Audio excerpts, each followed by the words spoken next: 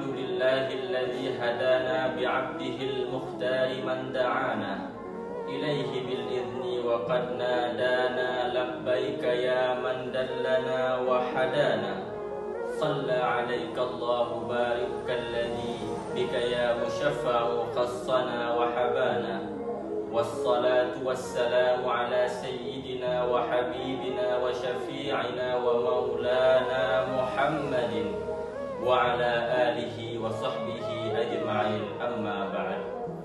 Tasyrifan wa takriman kami kepada segenap Dewan Hakim yang bijaksana dan kepada seluruh mustami'in wal mustami'at yang dirahmati Allah.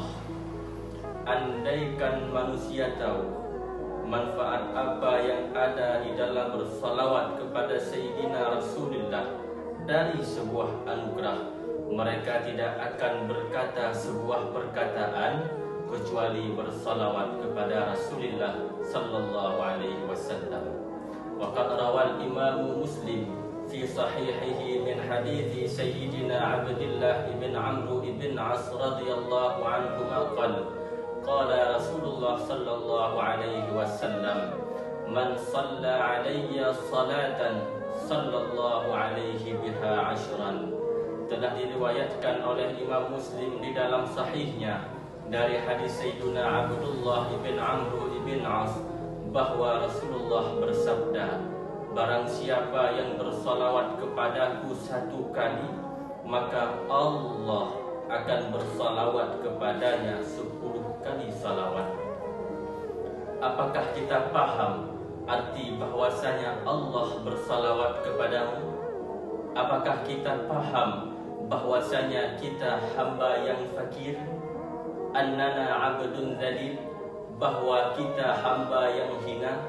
Annana abdul asi, bahwa kita termasuk hamba yang bermaksiat kepada Allah, yang mana selama kita bermaksiat kepada Allah tabaraka wa ta'ala dan kita tahu bahwa Allah melihat dan mengawasi dan kita terus melakukan maksiat dan dosa, Allah yusalli alaik, Allah bersalawat kepadamu. Hatta qala al-ulama la tujadu ibadatun fid dunya tuwassiluka ila anna Allah yusalli alaik illa ibadatun wahidah, hiya as-salat wassalam ala sayyidina Rasulillah. Tidak ada satupun ibadah di dunia ini yang menjadikan Allah bersalawat kepadamu kecuali satu ibadah, yaitu bersalawat kepada Sayyidina Rasulullah. Yaqul Sayyidina Ayyub ibn Abi Talib fima rawahu al-Imam Ahmad ibn Hanbal fi musnadih, kharajtu ma'a Rasulillah sallallahu alaihi wasallam liqada'i ba'di hajatihi fama mararna bi syajarin wala hajarin illa qala assalamu alayka ya Rasulullah. Sayyidina Ayyub ibn Abi Talib juga berkata, yang diriwayatkan oleh Imam Ahmad ibn Hanbal dalam musnadnya, saya keluar bersama Rasulullah untuk menunaikan beberapa keperluan beliau, maka tidaklah kami lewati jalanan dan pepohonan dan bebatuan kecuali mereka berkata assalamu alayka ya Rasulullah. Dan begitulah seluruh alam ini memiliki ikatan yang kuat dengan Sayyidina Nabi.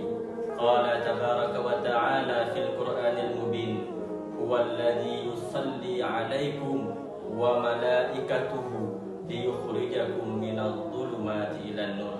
Dialah Allah yang memberi rahmat kepadamu dan para malaikatnya memohonkan ampun untukmu agar Allah mengeluarkanmu dari kegelapan kepada cahaya yang terang.